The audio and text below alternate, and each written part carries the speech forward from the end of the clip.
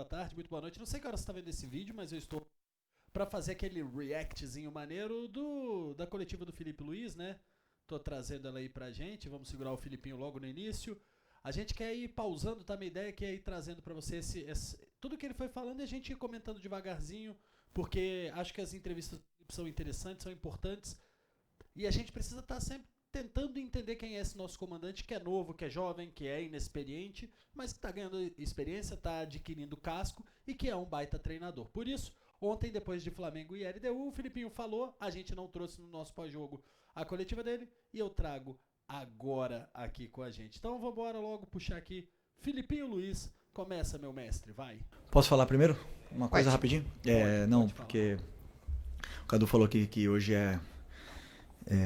seria o aniversário do Adílio, né? Então, queria mandar um abraço para a família dele. Os ídolos nunca serão esquecidos. E agradecer também a festa que a nação fez, foi realmente incrível. Começou bem o Filipinho, né? Isso aí, pô, você... O que a gente viu ontem, aquele mosaico, foi talvez uma das coisas mais lindas que eu vi, tá? Aquele mosaico ontem, não lembro de um mosaico tão foda de uma torcida. Não lembro mesmo, assim, se você puder lembrar aí, quiser trazer pra me ajudar, eu não lembro de um mosaico tão espetacular quanto foi o do Flamengo ontem.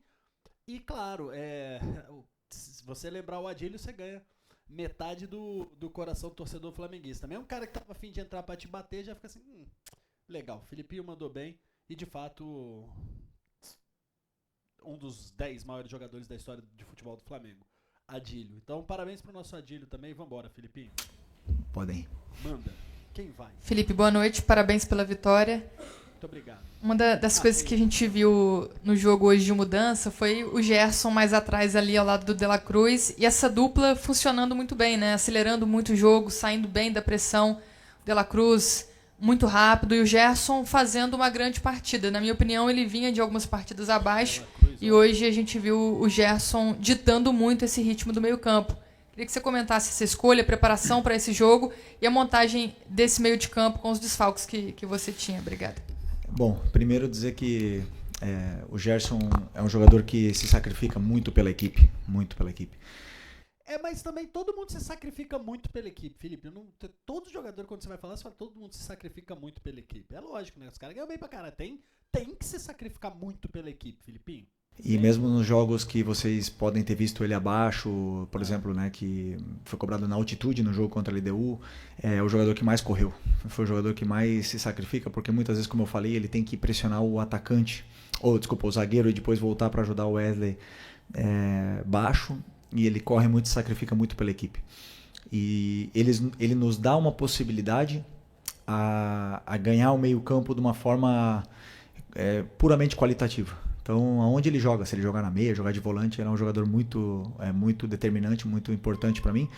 Hoje, com os desfalques que a gente teve, ele acabou jogando nessa posição de volante e não estava já tão acostumado, fazia tempo que ele não jogava aí, desde o Carioca, se eu não me engano, mas é um jogador que eu sei que posso contar com ele em qualquer posição. E com o Nico, como eles treinam juntos, né? Ele, o Everton, Ala, Eric, então eles têm as dinâmicas e eles se sentem bem e performam. Eu estou muito feliz porque hoje o jogo do Gerson, o sacrifício do Gerson foi recompensado e merece ser elogiado. Só para pontuar aqui rapidamente, né? Para mim, uma das melhores escolhas do jogo ontem, eu falei no pré-jogo, eu não gosto de ser analista de pós-jogo, eu falei que a minha escalação era essa também no pré-jogo, eu falei, olha, é Gerson e De La Cruz, porque você precisa fazer gol. Se você precisa fazer gol, você precisa ter um time mais qualificado com a bola no pé. Você vai ficar com a bola no pé mais do que a LDU. Isso era óbvio, lulante na minha cabeça.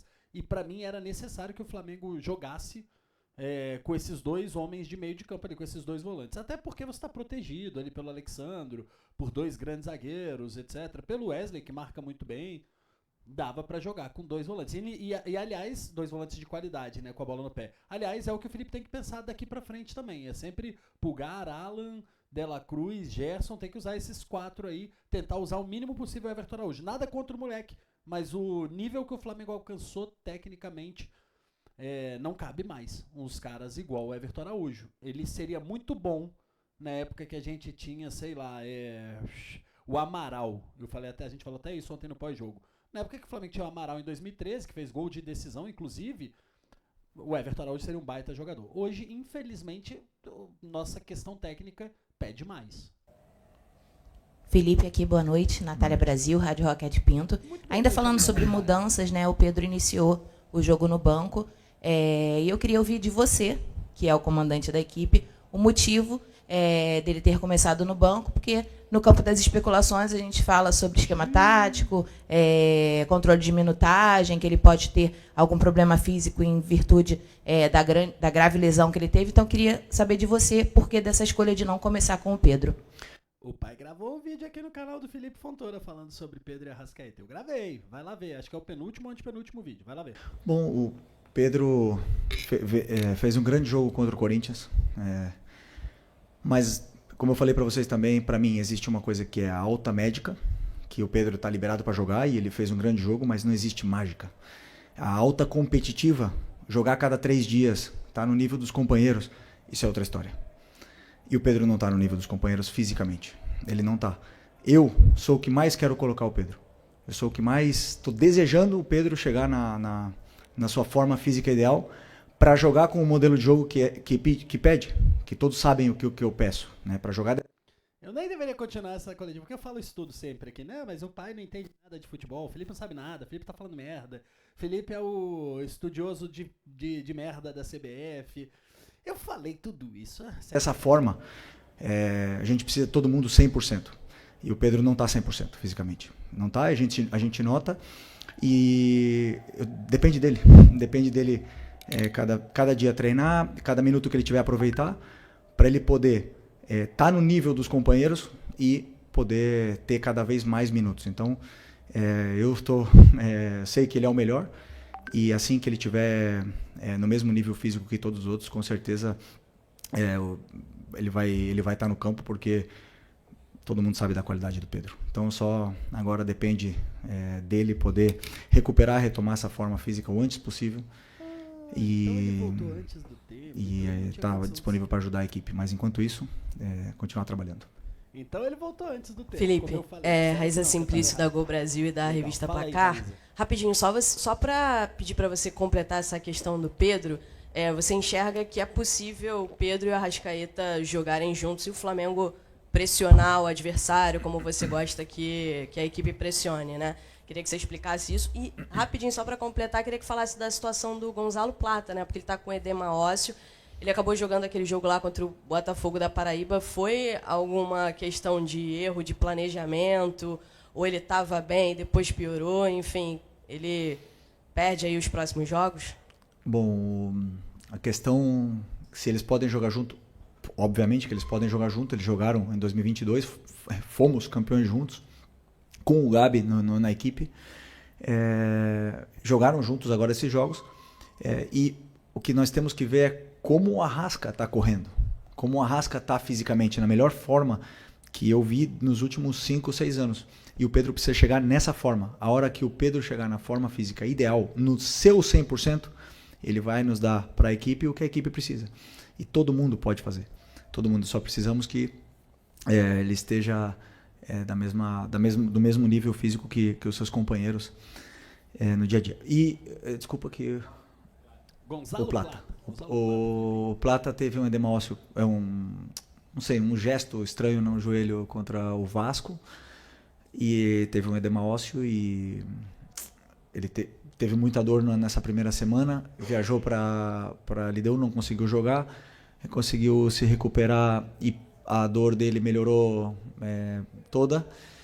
Então teve minutos contra o Botafogo, foi espetacular como ele jogou, mas voltou a ter dor. E o joelho é um tema muito delicado, uma coisa que pode perdurar para a vida dele, e realmente ele está com dor, ele não está conseguindo performar, ele está muito frustrado, um cara que ama treinar, um cara super alegre, feliz e divertido, e hoje a gente vê quando ele está na maca que ele está triste, né? Então precisamos que ele se recupere o antes possível, porque sabemos do importante que é esse jogador pra gente. Foi um errinho, né, Felipe? Foi um errinho médico aí, vamos jogar real aí pro nosso público. Foi um errinho médico, cara. O Plata já tinha sentido antes, vocês levaram ele pra jogar contra o Botafogo da Paraíba. Não é nem o erro do professor Felipe Luiz, não, hein? Isso aí é erro médico. Se tinha dor, se tinha esse problema que agora voltou e agravado, não precisava levar ele contra o Botafogo da Paraíba, né? Não precisava.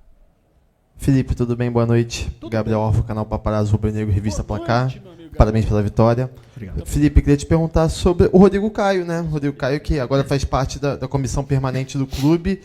Como que vem sendo esses primeiros dias com ele? Como foi a escolha do Rodrigo Caio para compor a comissão? E, embora, né, ele não faça exatamente a mesma função que o Daniel fazia, né, que era a questão de bolas paradas, tem muita gente nas redes sociais relembrando o gol do Léo Ortiz de hoje com o gol que o Rodrigo Caio fez contra o Grêmio, na Libertadores de 19. Queria saber se essas jogadas aéreas aí tem alguma coisa a ver com a chegada do Rodrigo Caio ou não, ou ele não tem nenhuma relação com isso. Obrigado.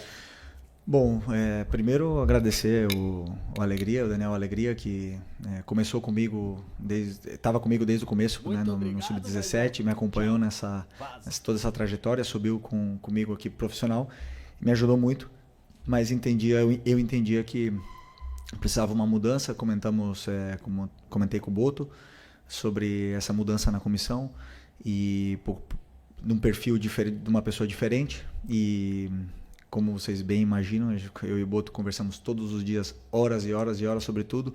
É um cara que ama falar de futebol e tá comigo, com os treinadores que ele trabalhou. E eu também gosto de perguntar muitas coisas para ele, sou muito inquieto e ele até liga para outros treinadores para eu perguntar coisas de tática.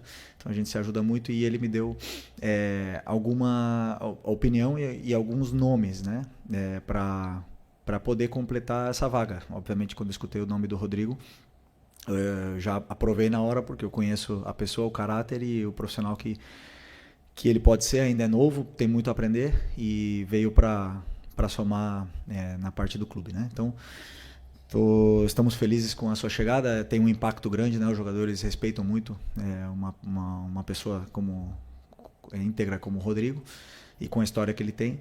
E sim, está ajudando também na bola parada, junto com o Marcinho, junto com os nossos analistas. Então todas as jogadas de bola parada foram preparadas e treinadas. Às vezes acontecem gols, às vezes não. Também fizemos gol com alegria, não porque mudamos que fizemos gols, né? Mas eu sentia que precisava dessa troca e, como eu te falei, o importante é agradecer o Alegria aqui. Eu sentia, eu conheço o profissional que ele pode ser, me pega muito, Felipe. Cara, eu conheço o profissional que ele pode ser. Não, desculpa, você conhece o profissional que ele é, como jogador, você conhece o cara íntegro, de caráter, tudo isso o Rodrigo Caio é. O Rodrigo Caio é queridíssimo. De novo, eu já falei que 30 vezes, mas falo de novo, um dos maiores zagueiros, se não o maior zagueiro que eu vi usando o rubro-negro. Cara, esquece, tudo isso, dito isso, velho, conheço o profissional que ele pode se tornar, velho, pelo amor de Deus. Aí não dá, né, Filipinho? O Rodrigo Caio é uma aposta e, cara, vocês fizeram por amizade, ponto. Assume, fala assim, trouxe por amizade, etc. E é a mesma coisa de tentar dar crédito do gol de ontem. Gabriel Alfa é meu grande amigo, boa pergunta. Mas, cara, não deu tempo do Rodrigo Caio fazer absolutamente nada. Nada. Nem pra bem, nem pra mal. O gol de ontem tem absolutamente nada a ver com o Rodrigo Caio. Nada, zero a ver com o Rodrigo Caio. Segue o baile aí, vai. Boa noite, Felipe. Léo José do Coluna do Fla.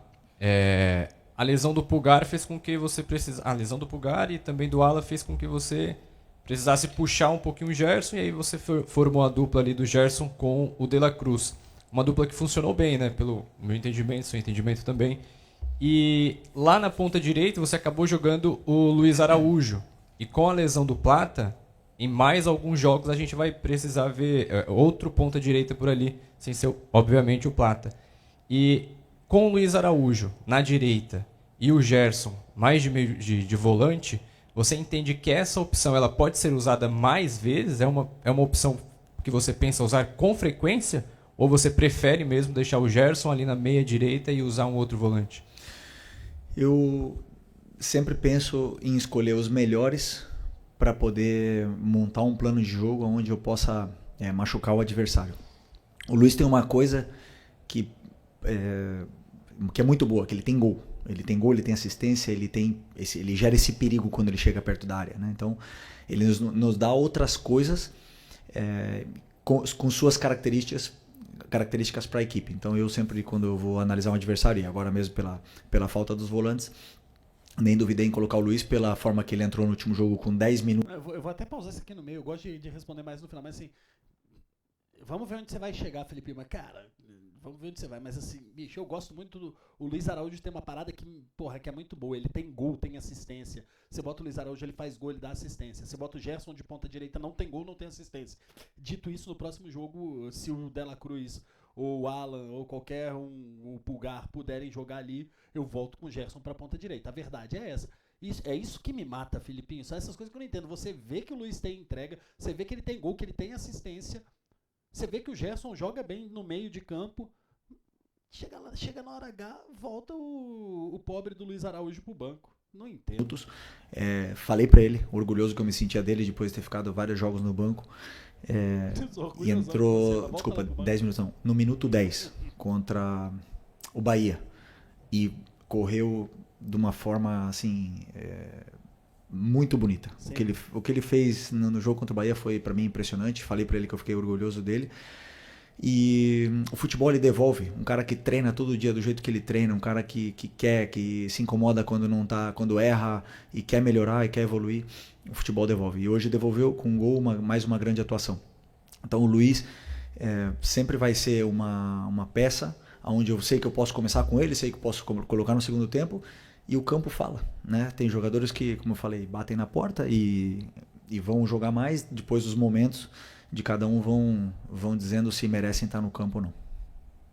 Bueno. Felipe, aqui, boa noite. Bruno Vilafranca, da Rede Multiflá. Felipe, a meu ver, o Michael não tem deixado de lutar. Hora nenhuma, jogo nenhum. Toda a participação dele, não vejo faltar luta ao Michael.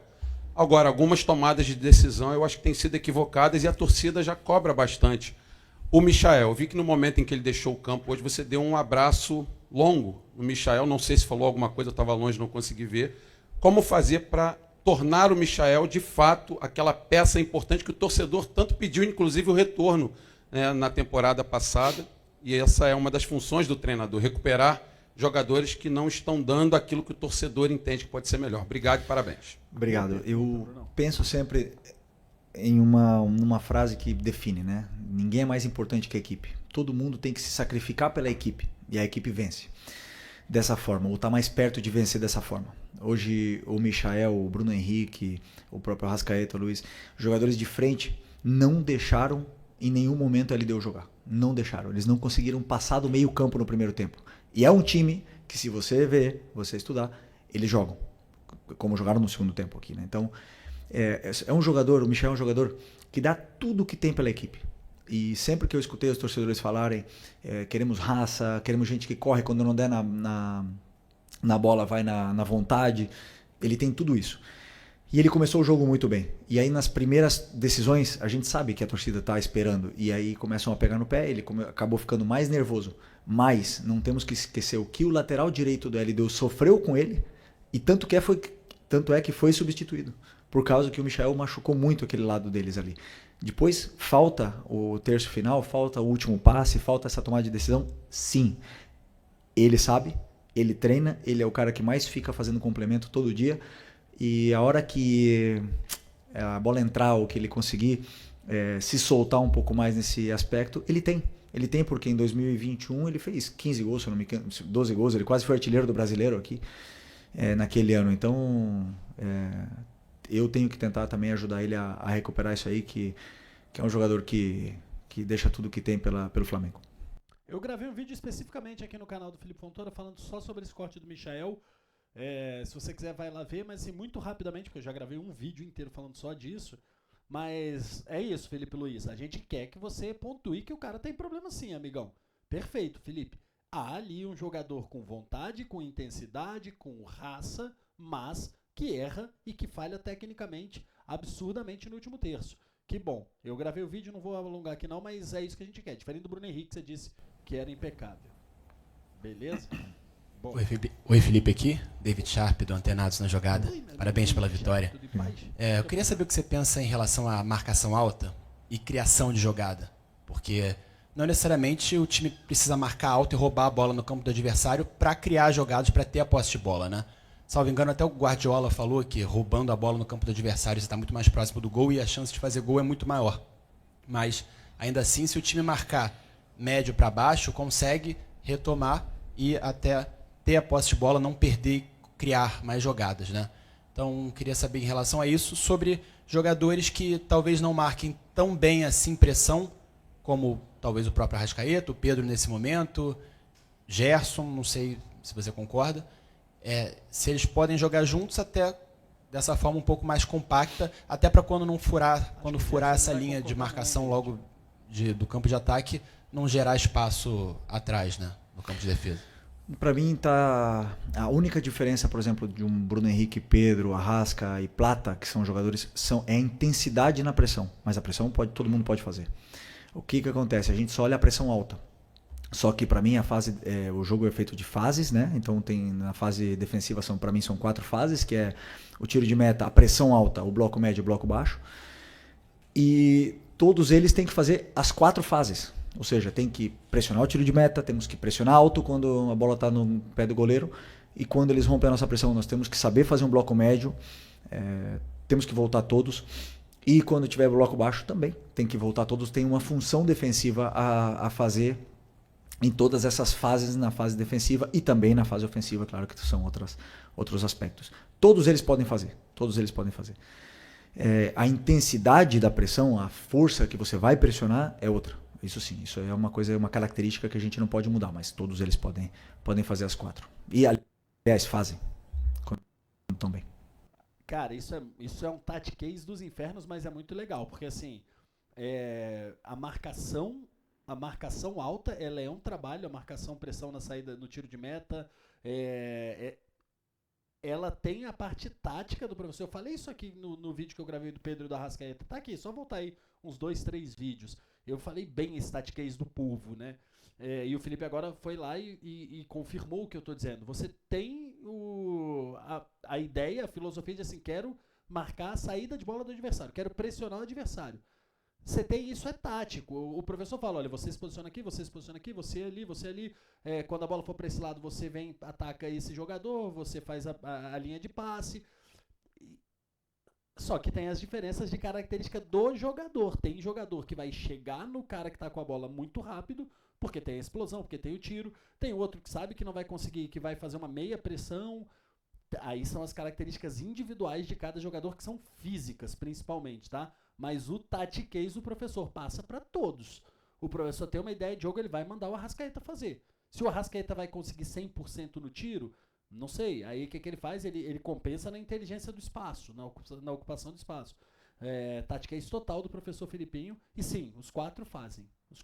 Com características diferentes, lógico. Felipe, boa noite. Mauro Santana, do canal Mauro Santana. Maurão. Não tem tempo no calendário do futebol brasileiro nem para chorar derrota, nem para comemorar vitória, né? Exatamente são 67 horas que você vai ter para recuperar a sua equipe já para o clássico com o Botafogo no próximo domingo pelo Brasileirão. Tendo em vista a intensidade, principalmente no primeiro tempo que você cobrou da equipe, como é que você está vendo essa preparação e principalmente a recuperação dos atletas para esse compromisso e um adversário que também está motivado, que também obteve uma vitória na Libertadores? Vai ser um grande jogo, um jogo duríssimo, dificilíssimo. Eles têm um dia mais de descanso, né? Mas que não serve como desculpa. Agora nós temos que... Eu gosto muito disso, assim, eu sei fazer isso bem também, Felipe Luiz, quando você quer dar uma alfinetada, mas você não quer dar alfinetada, você quer falar uma coisa, mas você não quer falar, né? Tipo assim, não, eles têm um dia mais de jogo, de descanso, isso não serve de desculpa. Pô, tu tá falando porque serve de desculpa, caralho. Tu já pontuou aqui, não, ó, eles têm um dia mais de descanso, que não serve de desculpa. Claro que serve, tu botou aí, cara. Tu sabe que um dia mais de descanso é desculpa sim, muda a qualidade da equipe, das escolhas das suas peças, etc, da recuperação física. Claro que serve de desculpa, fala a verdade, porra. Eles têm um dia mais de descanso, isso favorece eles. Vai lá, fala, bora, bota pra fora. Ligar a maquinária o mais rápido possível da recuperação, que esses jogadores possam se recuperar e possam chegar bem nesse jogo de domingo, né?